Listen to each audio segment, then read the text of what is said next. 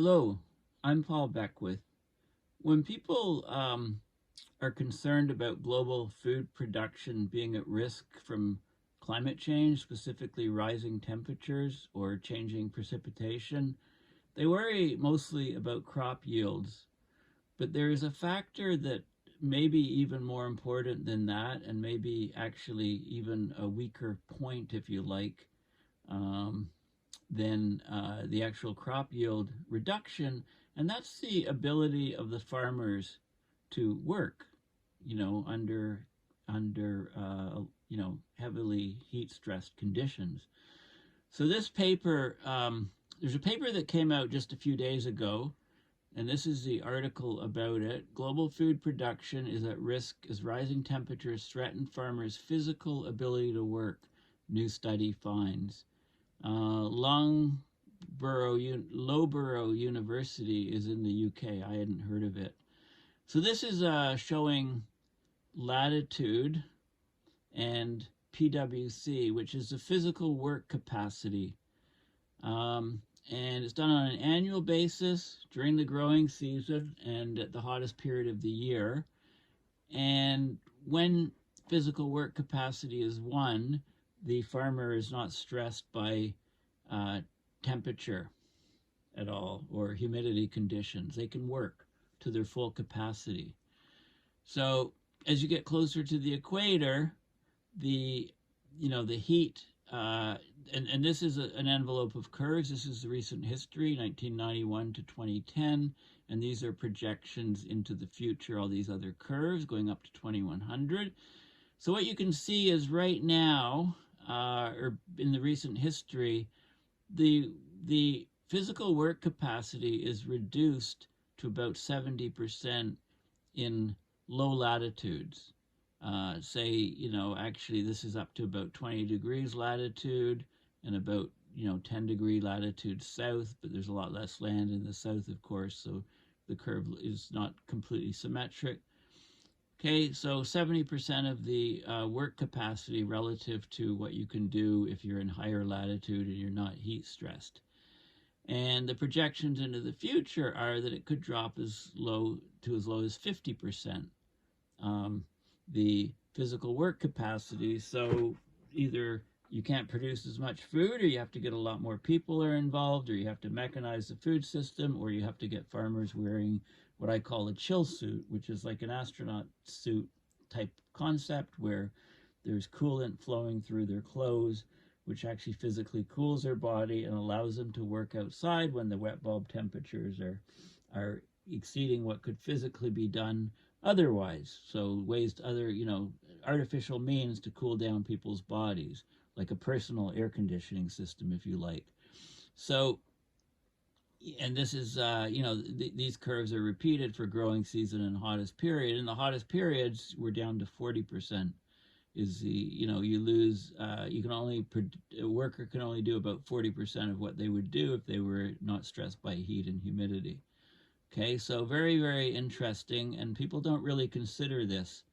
So the historical period is 1991 to 2010, that's the red lines, and then the future scenarios are the other lines getting increasingly hotter, and you can see the family of curves, and you can see work productivity of farmers is going to be greatly reduced with rising temperatures, so that will affect global food production. The future of global food production is under threat as temperature rises will impact farmers' physical capacity to work, a new study has revealed. People haven't really discussed or talked about this much. This research brings together the British University, Australian, and U.S. universities. It predicts that by the end of the century, labor productivity could fall as low as 40% in key food production regions like Pakistan and India. 40%. While other important crop growing regions in Southeast and South Asia, West and Central Africa, and Northern South America are expected to see physical work capacity reduced to 70%, up to, these latitudes. Okay, the assessments consistently conclude that climate change will reduce crop yields, making food security challenges worse. the study says, but it's not only crops and livestock that are affected.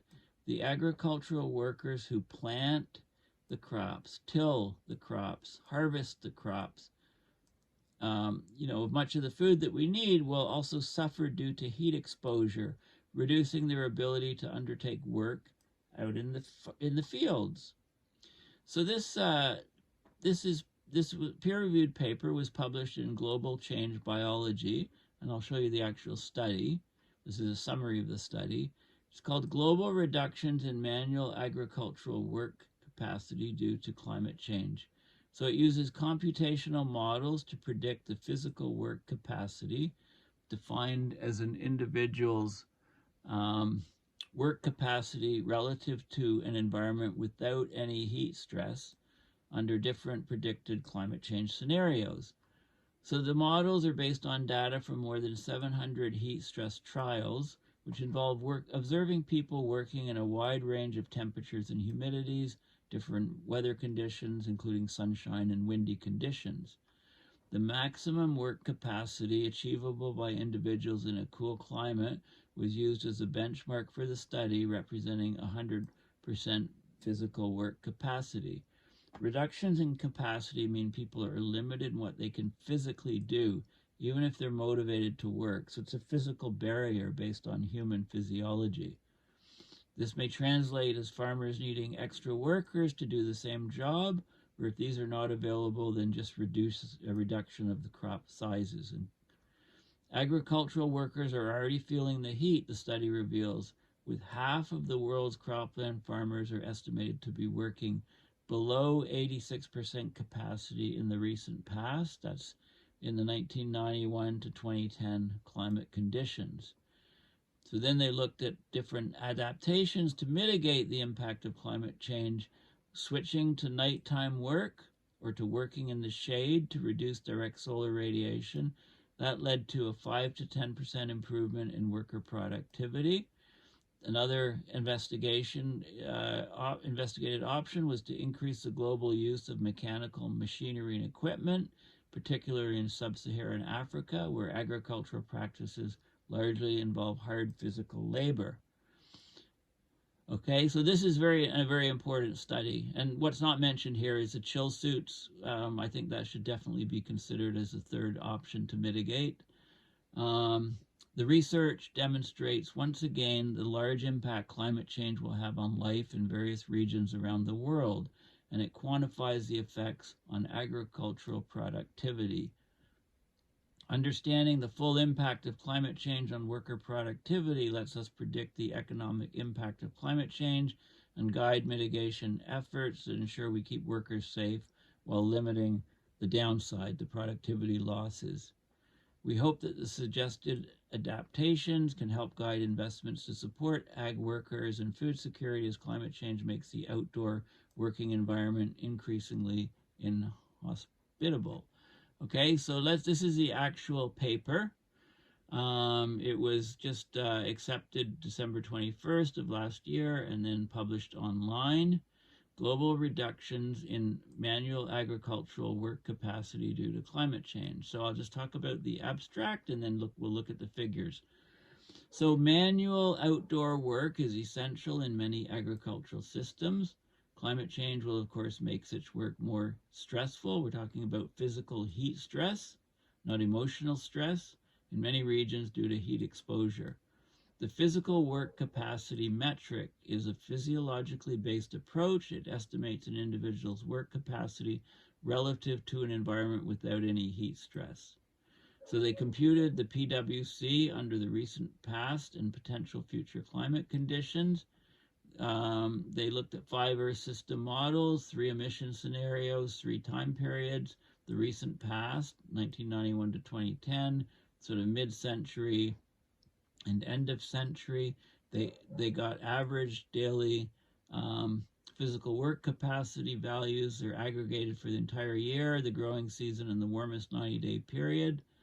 And they found that under recent past conditions, the growing season physical work capacity was below 86%. So that's 86% of full work capacity on half the current global cropland. So it's already a factor. And it's going to be reduced to 0.7 mid-century, and in some very important food production regions like Pakistan and India on the Gangetic plains of Pakistan and India, it'll fall below 0.4. So we're going to have huge issues to grow enough food just from this alone, let alone yields of crops. Okay, so we need to use mechanization as a mitigation factor, reducing human labor, having more mechanization, and also reducing direct solar radiation impacts. Okay, and we can see the reducing the effect of direct solar radiation impact shading.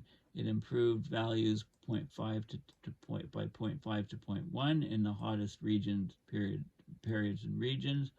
Adding mechanization to increase horsepower available per hectare to levels similar to those in some higher income countries would require a 22% increase in global horsepower availability, with sub-Saharan Africa needing the most. And hopefully those would be electrified mechanization. Okay, so very interesting study. They talk about the heat stress on the body, the metabolic rate with outdoor labor, how much work can people actually do? How do they thermoregulate their bodies? The PWC is a maximum physical work output that can be reasonably expected from an individual performing moderate to heavy work over an entire shift, without the thermal heat stress. So 1 is full work capacity, 0 is no works possible due to heat stress. So they computed the PWC, physical work output, maximum physical work output, using all elements of the wet bulb globe temperature, WBGT. So that takes into account the ambient temperature, the relative humidity, the incident solar radiation, and the wind speed. Okay, so they calculated that in all the different conditions. There's a formula for it. Let's look at the results.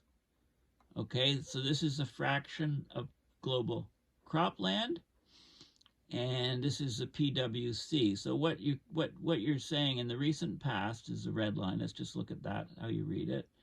So PWC was 0.8 for about 37, almost 40% of global cropland. That's how you read it.